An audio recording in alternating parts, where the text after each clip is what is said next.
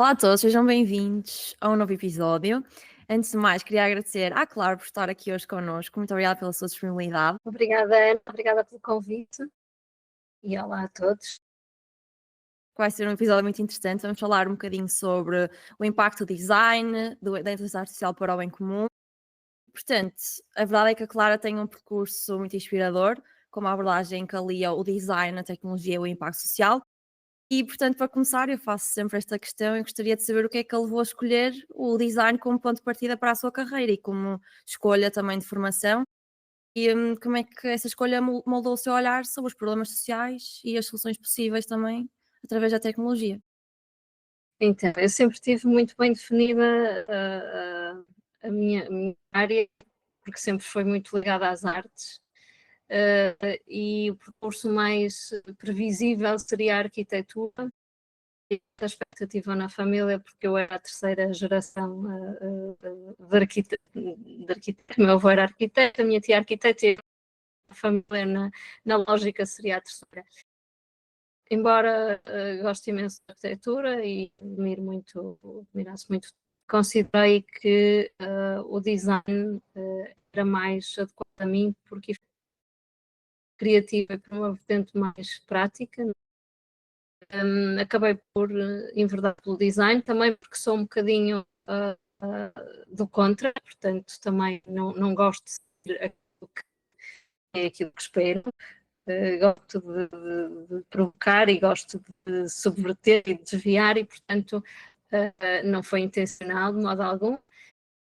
Ana, por ser um seguimento lógico e foi até foi um bocado aconselho na altura de professoras que eu admirava falavam de design, achavam que tinha mais a ver comigo e acabou por ser natural a minha ida na altura para as Belas Artes para estudar design. Realmente, para mim, das melhores experiências que tive foi efetivamente conhecer outras culturas, viver noutros países.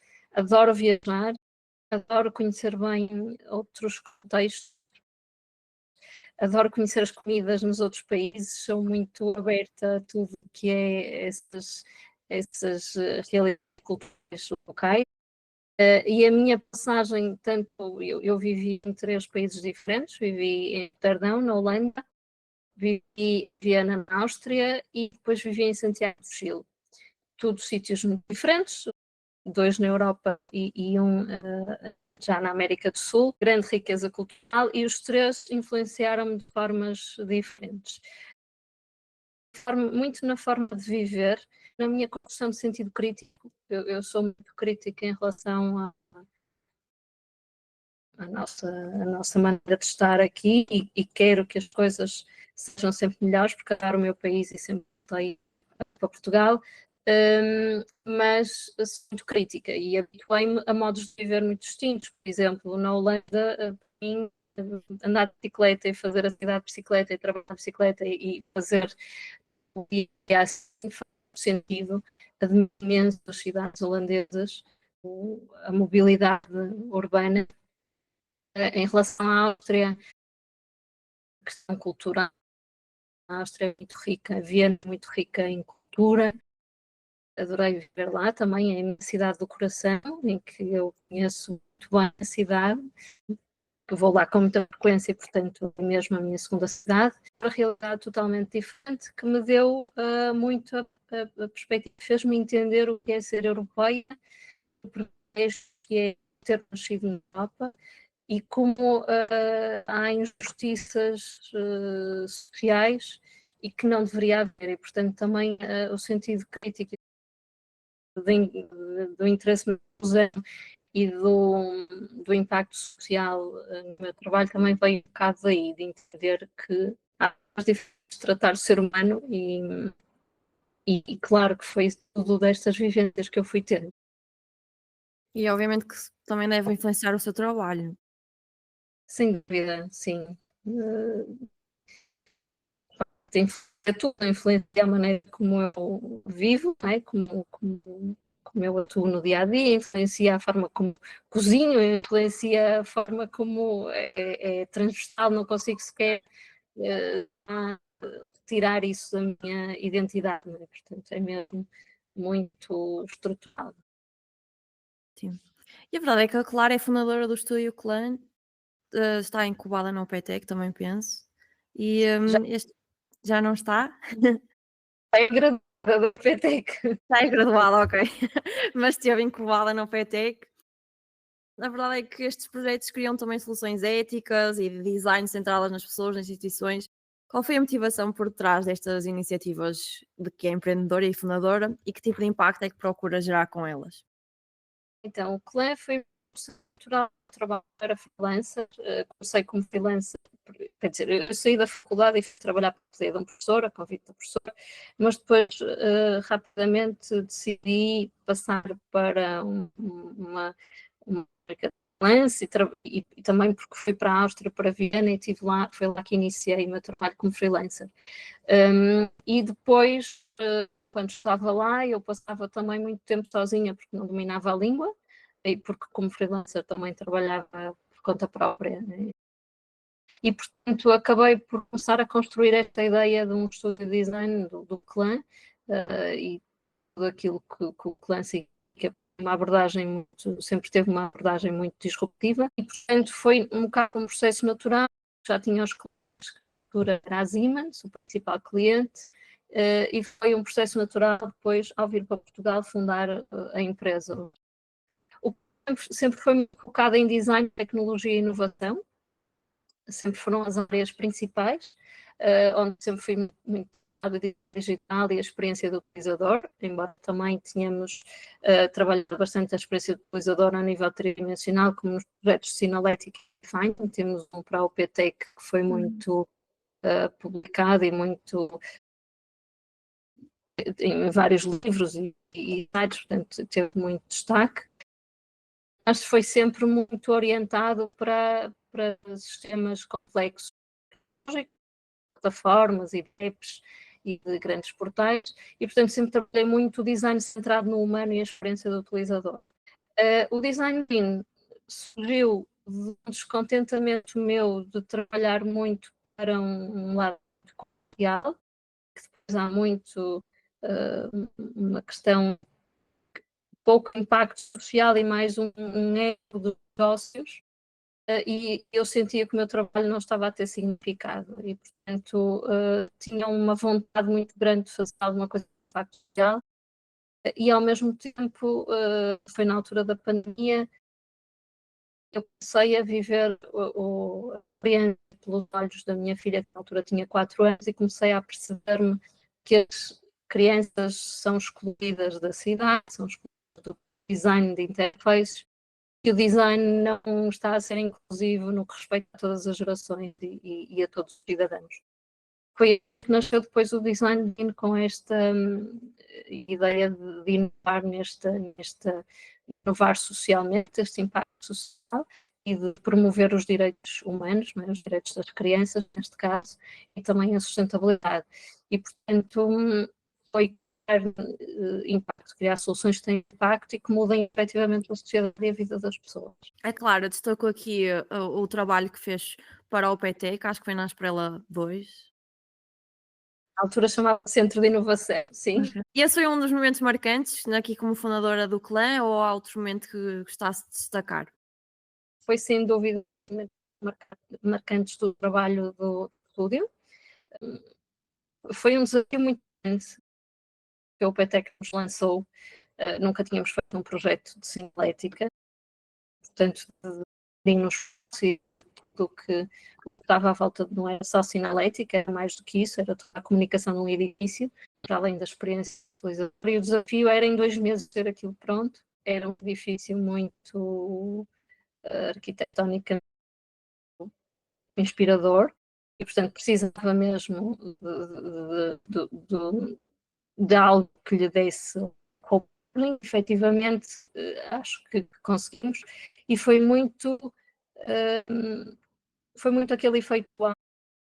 Fomos publicados numa das maiores revistas de design, como um dos designs mais inspiradores do ano, que foi a Computer Art, e depois começamos a ser publicados em livros internacionais, Singapura, Inglaterra, e o projeto está publicado em imensos livros de design, mesmo livros muito interessantes e, portanto, foi algo que se não tanto sequer tinha assim tanto ambicionado, mas foi efetivamente porque há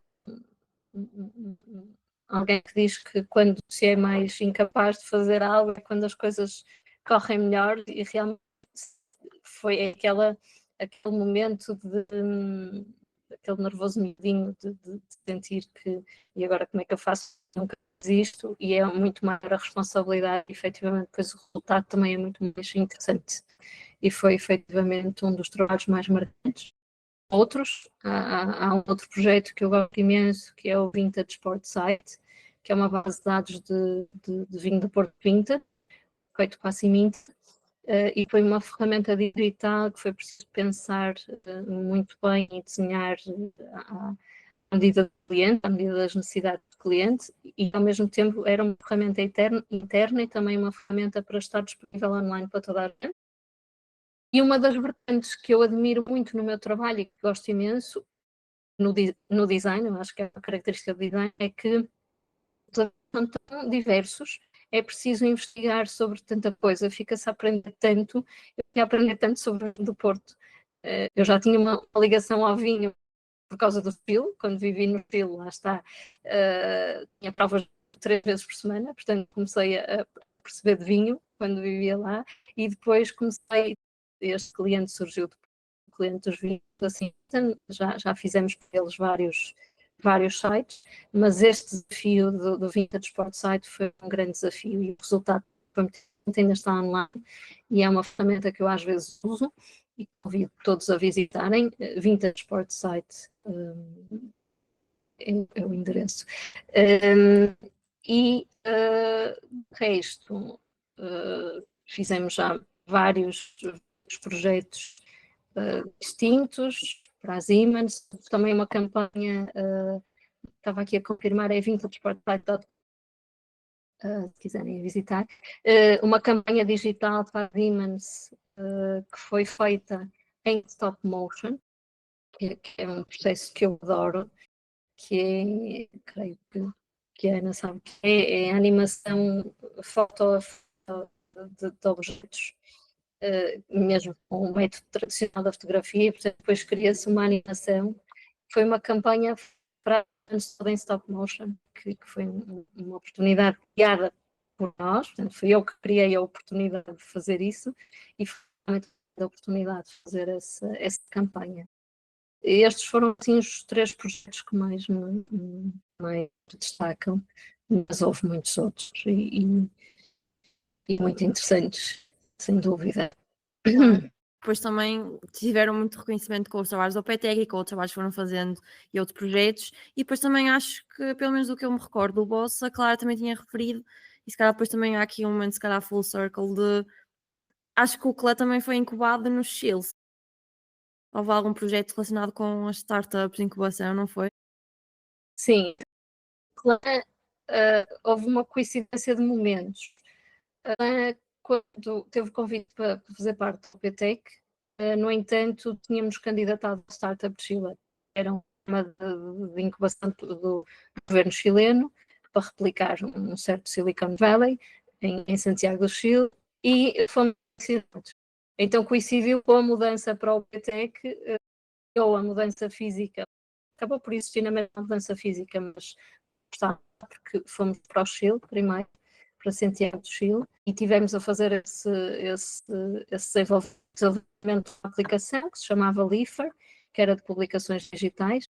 Coincidiu também com o tempo em que eu estava a fazer o mestrado nas Belas Artes, em storytelling, curadoria e publicações digitais, e portanto foi ali todo um momento de... Perfeito. E a Clara também tinha referido que outro dos projetos em que trabalha é o Design Dean, e a verdade é que é uma das áreas mais notáveis do seu trabalho, que é aqui a defesa dos direitos das crianças através do design.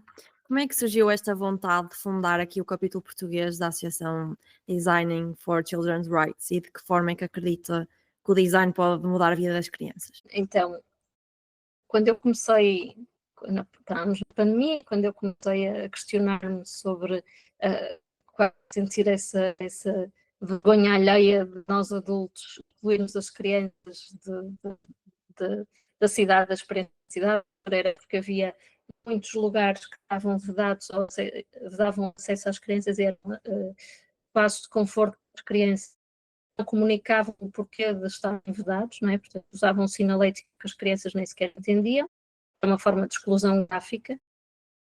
E comecei a questionar-me e a investigar e a perceber que há aqui realmente o design está a excluir e não devia, a cidade está a excluir. Então fui pesquisar e encontrei mais gente com esta inquietação. Na altura encontrei Designing for Children's Rights e para mim fez todo o sentido, os direitos das crianças ao design. Sem dúvida que é muito importante sensibilizar.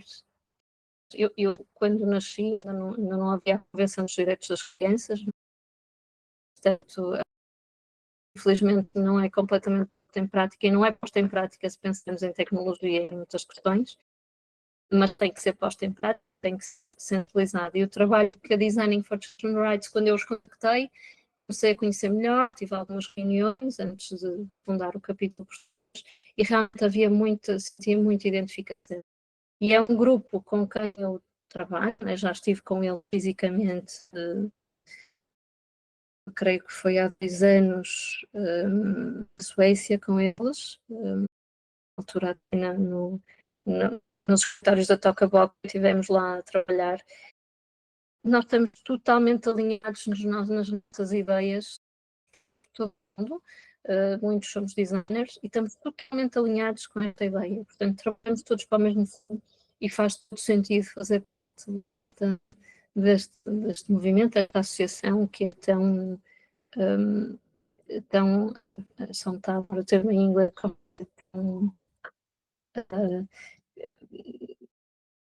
veste a camisola no sentido desta questão dos direitos das crianças, muito comprometida, sempre que o termo estava a faltar. E sim, cada vez mais tem que haver uma ação política por parte do design, não é? O design tem muita responsabilidade. Ok. E que estratégias considera fundamentais aqui para garantir que o design e a inovação sejam verdadeiramente acessíveis a todas as pessoas, incluindo as crianças? É incluir os utilizadores no processo, é através de metodologias participativas, nomeadamente, não é? Porque de outra forma, se nós não ouvirmos realmente o que os utilizadores têm para dizer e quais são as dores das pessoas que vão usar os produtos e os serviços, então estamos a desenhar a fazer tudo ao lado, não é? Nós temos que entender qual é o impacto do uso da tecnologia, dos sistemas que são criados por pessoas, a desenhar, a desenvolver e depois tomam lá este produto, tomam lá este serviço e aquilo não faz sentido nenhum. E nós temos muito disso. Efetivamente, isso não é desenvolver as pessoas, não é a abordagem que. Portanto, é fundamental ter aqui testes dos utilizadores. O utilizador, claro que é fundamental ter os testes, mas ter a participação dos utilizadores logo desde o início. Okay. Ouvir, escutar, observar, tê-los como co-designers dos produtos e dos serviços. Claro, também estava a referir aqui a questão da tecnologia. E nos últimos anos, a Clara tem-se dedicado à inserção entre o design e a inteligência artificial. Qual é que é, na sua perspectiva, o papel do design na construção aqui de uma tecnologia mais ética e humana? E que oportunidades é que identifica hoje aqui na área da AI aplicada ao bem comum? Especialmente através aqui do design e do AI for Good. Sim, como eu estava a dizer, o design tem muito um papel político. O design tem muita responsabilidade, não é? Os designers tomam decisões que vão ter impacto muito grande a nível de sustentabilidade e, portanto, tem que haver mais consciência a nível do design e o design também tem que humanizar a tecnologia. A função do designer é criar produtos para as pessoas, criar soluções e, portanto, se é para as pessoas, é para os humanos, tem que humanizar, tem que fazer com que realmente a tecnologia sirva ao propósito humano. Realmente aqui é outra vez a questão de incluir, de não assentar desigualdades, de respeitar os direitos, de respeitar as questões da segurança, a complexidade técnica ser adaptada a esse impacto humano, de criar interfaces que sejam utilizáveis, né, que façam sentido, que simplifiquem a vida das pessoas em vez de a complicarem. Em relação à inteligência artificial, há aqui uma linha muito importante, que é criar soluções éticas e transparentes, inclusive, e também parte de literacia e de explicar o que é tecnologia e como é que ela deve ser usada. Eu também tenho trabalhado muito nisso. E, portanto, o design é mais do que só criar produtos para pessoas, design é político, o design tem uma intenção, design tem uma função e não é? Tem que ter, é uma forma de pensar o design também, é uma forma de comunicar, no fundo. Nós estávamos aqui a falar sobre o AI for Good e a associação aqui entre o design e a inteligência artificial, e é claro, mencionou também aqui a literacia digital, e a verdade é que, como colunista do Jornal Público, escreve bastante sobre esse tema, e eu gostava de lhe perguntar quais é que são aqui, no seu entender, os principais desafios que as famílias e as pessoas em geral enfrentam hoje aqui na relação entre a tecnologia e como é que o design pode ajudar a criar assim ferramentas mais equilibradas e seguras às crianças, para os utilizadores. sim, os desafios são muitos. Na semana passada eu estive numa conferência, participei numa mesa redonda de uma conferência da Universidade Católica Portuguesa sobre o ser humano na era da inteligência artificial, desafios da coexistência, e tive a falar precisamente sobre as questões da educação. Em relação às famílias, há muito... É necessário a literacia. E literacia, várias literacias, não é só uma literacia, não é só literacia digital, são necessárias muitas literacias. Crianças também precisam de a ter. As famílias vivem em tempos muito difíceis, porque as vidas são muito aceleradas, não há tempo para nada, é muita pressão nos pais, é muita pressão nas famílias, há pouco tempo com as crianças, depois tem a culpa associada a algum desconhecimento no uso da tecnologia e acabam por facilitar e por abrir a porta a situações que não são nada benéficas para as crianças e, portanto, há também pouco conhecimento das ferramentas que se devem usar, que se deve ter, como escolher essas ferramentas. É muito curadoria por parte dos pais no que toca à tecnologia que as crianças usam, mas os pais realmente não têm esse tempo, portanto, essa disponibilidade ou não lhes são criadas as condições para isso. E acho que a escola pode vir a ser um grande aliado, até porque a escola está-se a deparar com questões muito críticas de saúde mental, de mau uso da tecnologia, dados que não conseguem tirar os dispositivos às crianças para irem para a escola e, portanto, a escola pode intervir. Mas é necessário realmente que as crianças sejam preparadas para o uso da tecnologia e as crianças não estão a ser preparadas.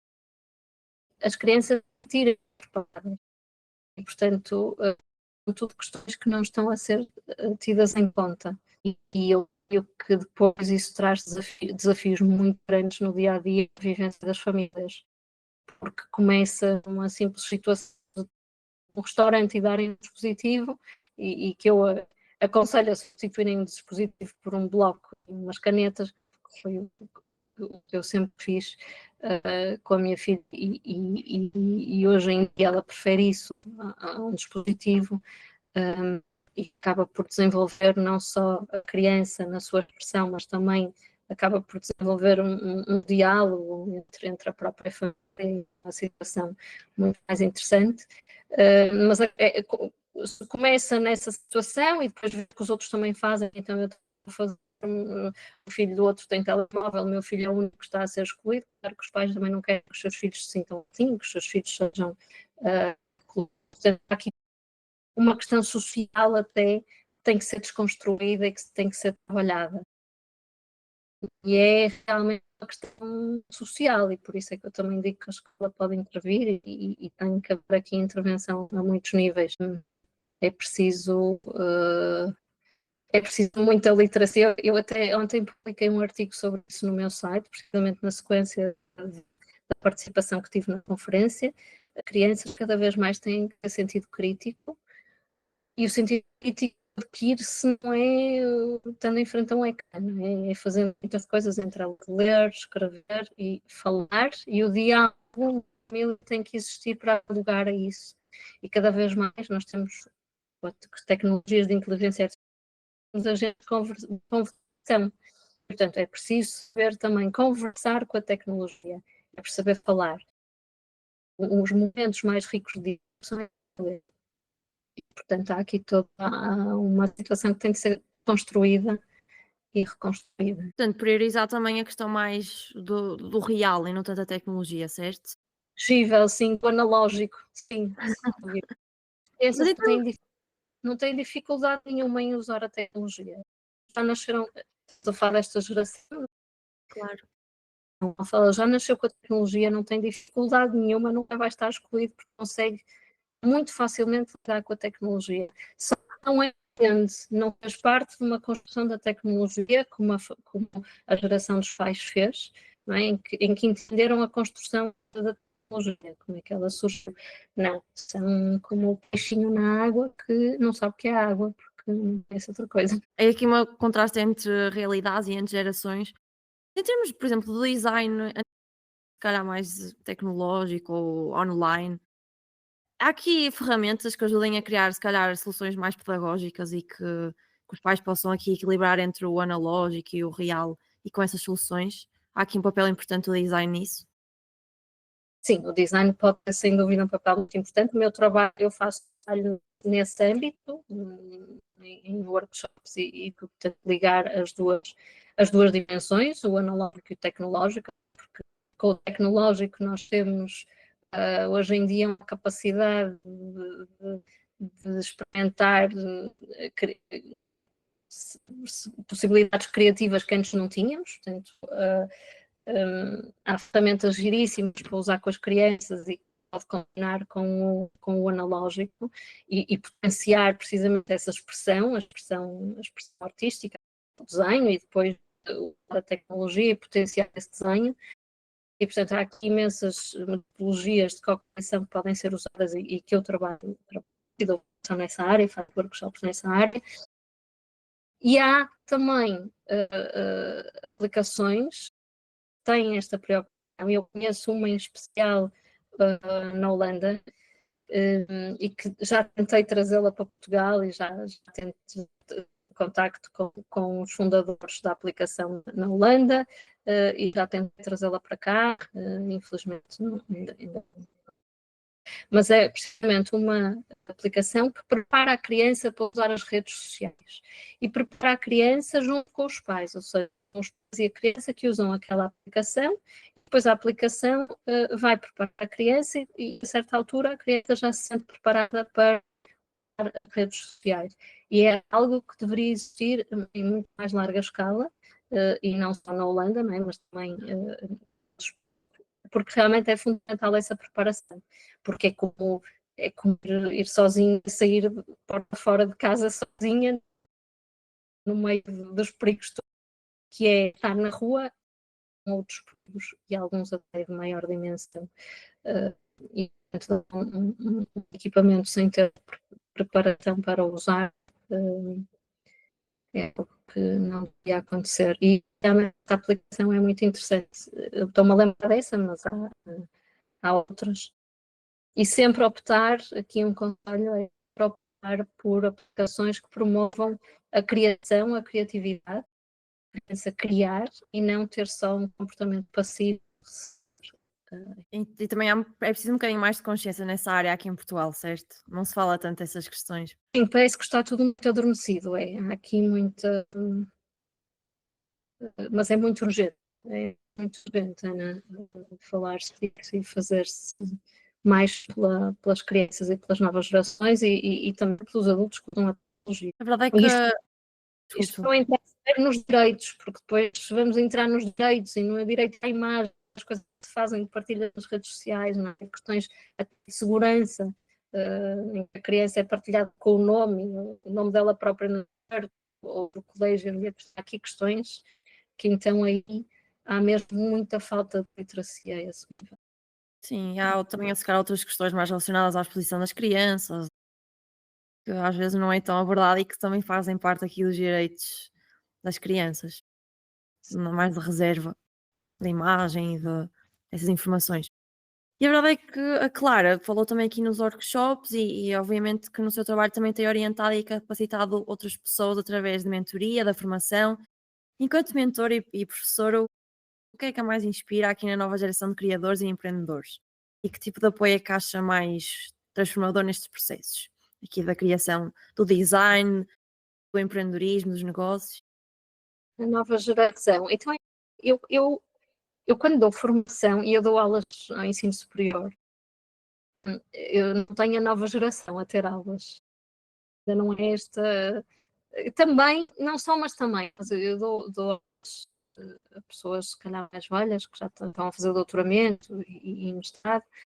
E o que eu tenho mais experiência, no princípio estamos a falar da geração anterior a esta das crianças agora, não é? Que está agora no mercado de trabalho, eu tenho mais experiência a nível do estudo de estagiários, de pessoas que colaboraram no estúdio.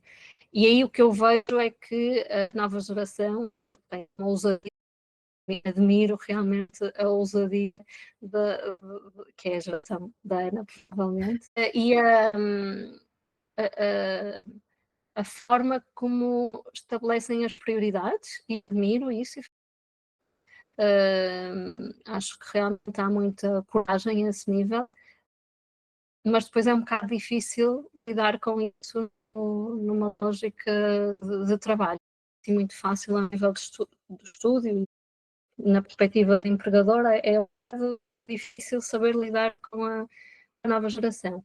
Ao mesmo tempo, acho que lá está, têm a atenção de outras coisas, o que também é uma sensibilidade interessante,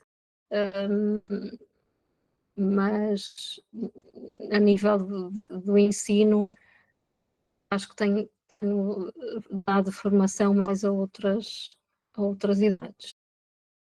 Portanto, sente muito a relação de work-life balance e essas prioridades mais da qualidade do trabalho, da vida, nesta nova geração.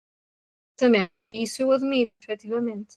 Até porque eu, eu também tento fazer isso, já fui mais workaholic do que sou, desde que fui mãe tive que conseguir balançar isso e não me demito do meu papel de mãe, ou seja, a minha prioridade é efetivamente a partir do momento em que tenho uma filha, é a minha prioridade e portanto tenho que começar isso com o meu trabalho e eu trabalho por conta própria e efetivamente não é fácil, porque se não trabalhar eu não ganho dinheiro, não é? Portanto há aqui uma situação de crítica, tenho que encontrar o equilíbrio. E o equilíbrio passa por priorizar aquilo que é a formação de alguém. E ela ensinou muito a balançar efetivamente o trabalho com a outra parte. Ao escolher também esta parte do design centrado na criança, acabo por conseguir combinar melhor as coisas, porque também tenho alguma estratégia, faço coisas com ela também acabam por ter uma função de trabalho, mas tento sempre equilibrar e vejo efetivamente que as prioridades da geração a seguir, porque eu sou millennial, portanto eu também não tenho aqui tanto desfazamento, mas não admiro essa abordagem da nova geração, não valoriza só o trabalho, não é? O trabalho não é aquele pilar, quando era só o trabalho, e eu vejo isso, vi isso nos meus pais, quase não tinham tempo para mim, portanto eu passava muito tempo com os meus avós, e não é isso que eu quero para mim também, mas de qualquer maneira tenho que dedicar muito tempo ao trabalho e acabo por, como não estou com ela o tempo todo, ela passa algum tempo com o pai, acabo por trabalhar muito mais nos dias em que não estou com ela e portanto acabo por dar aqui um equilíbrio das coisas. E quase para rematar aqui o nosso podcast, o nosso episódio, que conselhos é que deixava aqui a quem está a começar no mundo do design, da inovação, do empreendedorismo? É muito difícil dar o conselho, não vão por aí. Mas ao mesmo tempo também pode ser muito libertador. Mesmo muito libertador, nós podemos ter a liberdade é uma coisa fundamental que realmente valorizo muito e todos devem valorizar. E ao ser empreendedor há essa liberdade. Ao mesmo tempo, há empreendedores que dão muito mais de si, né? São muito mais... têm que esforçar, não estou a dizer que têm que esforçar mais, mas de um modo transversal acabam por se esforçar mais, efetivamente, dependem deles próprios. E eu passei ao fado em que não tinha fins de semana, em que eram as noites, em que estava sempre a trabalhar, e portanto também é, lá está, é um perfil um bocadinho masoquista, um empreendedor, mas tem esse lado muito bom de ter a liberdade, se não quer fazer uma coisa, não faz, não é? Tem a liberdade, tem mais liberdade de escolher por um lado e menos liberdade por outro, sim. Acho que é sempre um paradoxo. É, totalmente. Não sei o que é melhor, porque ainda assim acho que a sensação de construirmos algo que é nosso é muito boa e, portanto, agora o que do conselho é efetivamente, se calhar, aquela pergunta outra vez, serem curiosos e tentarem combinar realmente o trabalho com a vivência. Lá está, conhecer outras realidades, sim, experimentar outras coisas. E Não antes, desiste. É muito difícil e há fases muito difíceis no empreendedorismo e na construção de negócios e a pessoa às vezes está quase a desistir e não, é preciso ser resiliente. A resiliência é uma característica do empreendedor e é mesmo importante. mas calhar mais no início, ou acha que vai haver sempre assim? Eu já passei por isso tantas vezes, já fundei o clã em 2008, já tive tantas fases diferentes e tive que passar por nunca deixar de ser resiliente e reinventar, já tive que me reinventar muitas vezes. Acho que isso também define um bocadinho os negócios, porque tem que se adaptar aqui ao mercado e à evolução, não é? Da tecnologia, do mundo. Antes de passarmos às recomendações culturais, vou só aqui terminar as minhas perguntas com a minha pergunta da prática.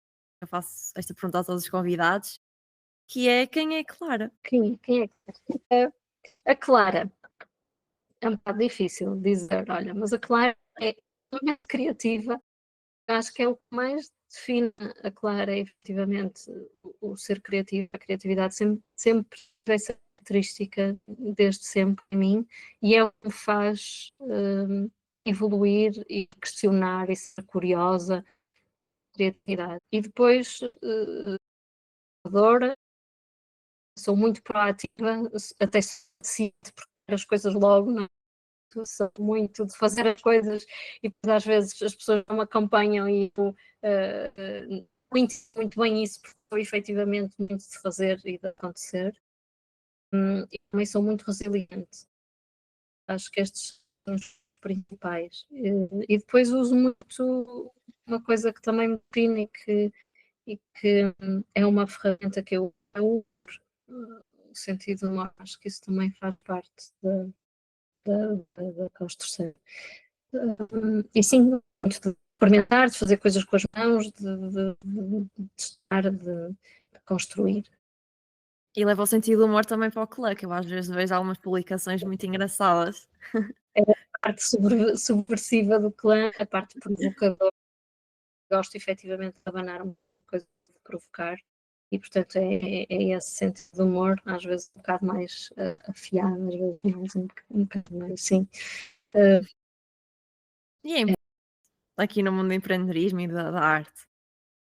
Sim, e é importante para toda a gente ir para o dia a dia. A vida com humor é muito importante, sim.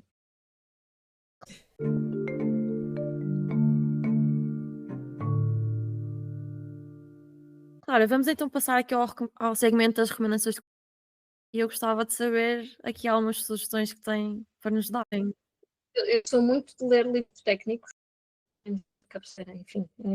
Há um inteligência artificial que acho que toda a gente devia ler, que é o Atlas of AI, Atlas da inteligência artificial, da Kate Crawford, que ela faz uma investigação muito profunda do impacto da inteligência artificial na construção da tecnologia a nível planetário, e portanto, aquele lado mais negro da tecnologia, e que ajuda a uma construção ética daquilo que é a nossa apreensão da tecnologia. Depois, aqui a pensar em livros, adoro livros, adoro. Tenho livros para lá em casa, que e no de casa ainda estão assim por organizar. Pensar um bocadinho. Há muitos podcasts que ouço. Por acaso, ainda na sexta-feira, estive na Universidade Católica, o jornalista fez esta pergunta e eu falei efetivamente deste livro. Falei de um podcast que é muito desconcertante, que se chama Scrolling to Death, que fala dos algoritmos que existem para baseados no uso da tecnologia por criança. Há um algoritmo da bulimia, há um algoritmo, tudo na perspectiva das empresas fazer negócio com as publicidades que disponibilizam às crianças. Mas é assim, isto é um lado mais negro.